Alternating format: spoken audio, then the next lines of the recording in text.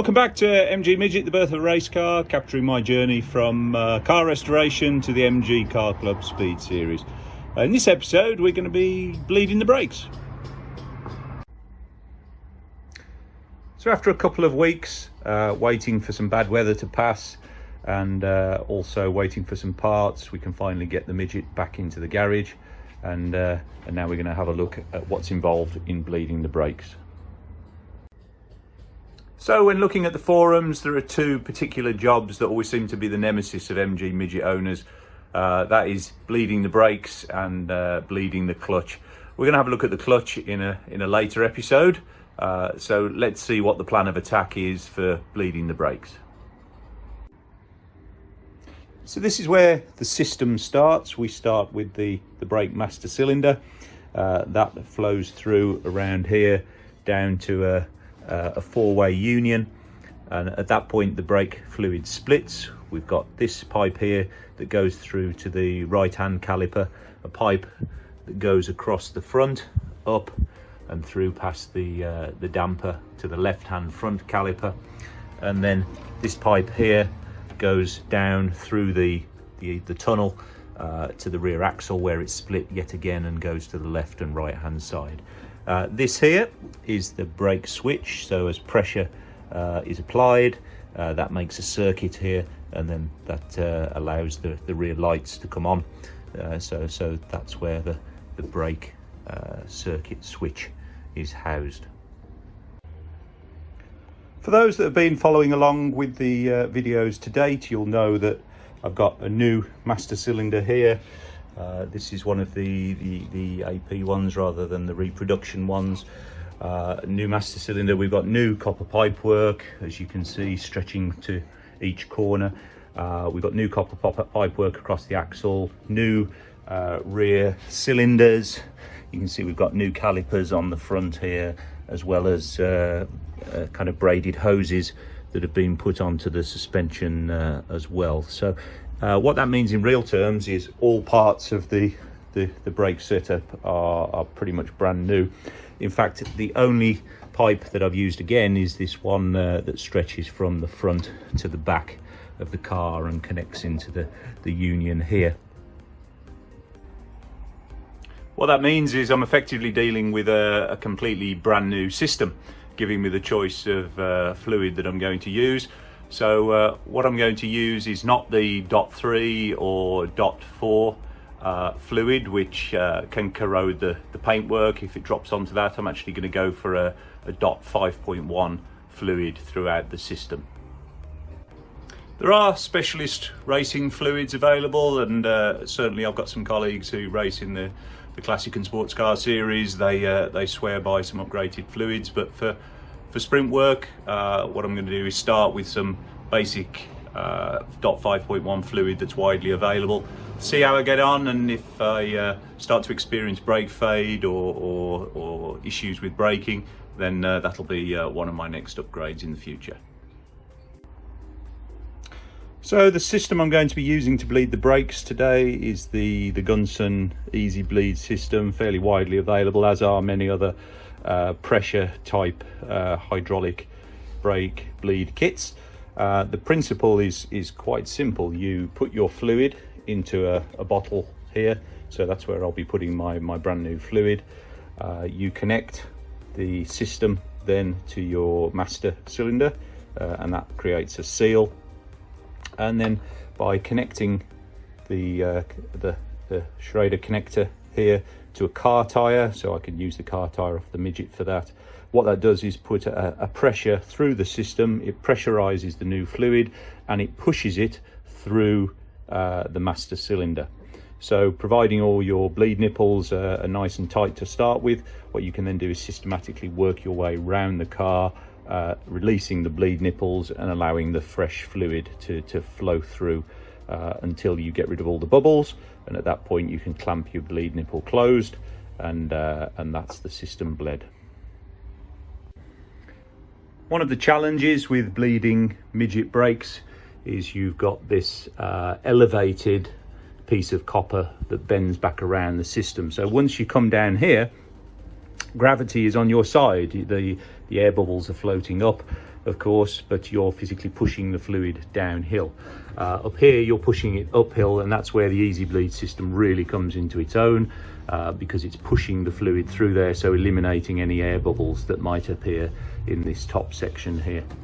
As is good practice with bleeding cars, you start with the caliper furthest away from the master cylinder. So I'm going to be starting at the back of the car in the rear left-hand corner, moving to the right-hand corner, and then I'm going to be coming to the front of the car. First of all, going over this side on the left, and then finally finishing over this side on the right-hand side, which is closest to the master cylinder. So that's the process I'm going to be following. So let's set the Eezibleed up, and then we can begin with that first corner. Just a quick note of caution before putting any fluid in the car. You shouldn't be mixing .3, .4, .5.1 fluids together, as they start to congeal and potentially will clog the system up. So before moving from .4 to .5.1, which aren't compatible, you need to make sure the system is completely clean, which is what I've done here. If you're simply replacing components or one component, then you need to make sure you know what fluid is already in the car, and you need to use that fluid when you bleed the system. So that's the Eezibleed system set up. You can see we're pressurized by the tyre already. It's used 2/3 of the fluid, pushing that into the system, and that's pressurized on the cap here as well. So what I can do now is go to each corner and start allowing that pressure to push the fluid through the system. So I've done the back of the car and opened up each of the cylinders in turn and bled through till I've got no bubbles. So I thought for the benefit of the video, what I'll do is show what happens on the front calipers, a little bit easier to see in this particular case. So what I'm going to do is apply the pressure then, and then we'll crack open the valve. So with the pressure on the Eezibleed system, if I open this valve, what you should just be able to see here is the fluid begin to come through. There it goes. So it's pushing out. Difficult to see on the camera, I appreciate, but there are small bubbles here that are coming out. So what I'm going to do is just let that run. There we go. If I undo it a bit, you can see the bubbles coming out. So they're getting pushed out now by the pressure. So I'm going to allow that to run. You can probably see that dripping out here. I'm going to allow that to run out until it runs completely clear.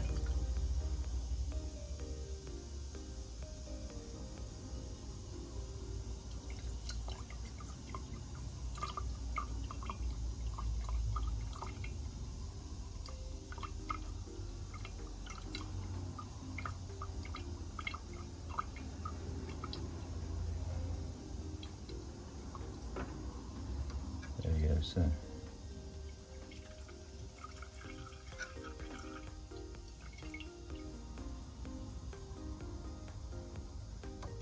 Okay, so the bubbles are not coming out now, so I'm just going to torque the bleed nipple up. I can remove the pipe from the nipple and bleed that through. So I'm going to repeat that process on the other side now.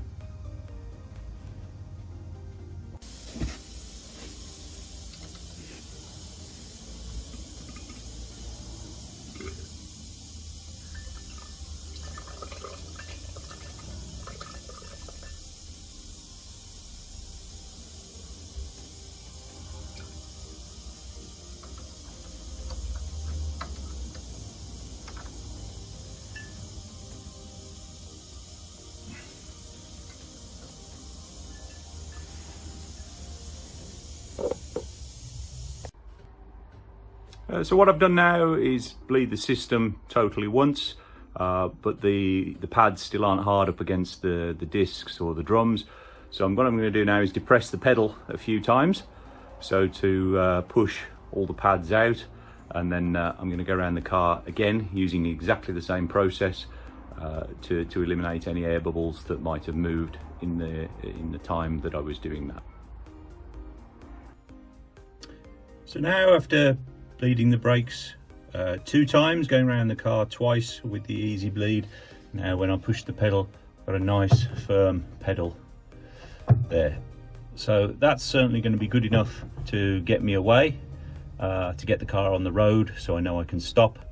And then next thing to do will be to give the car a few miles, so probably about 10-15 miles with that, and then what we'll do is look to bleed the brakes again.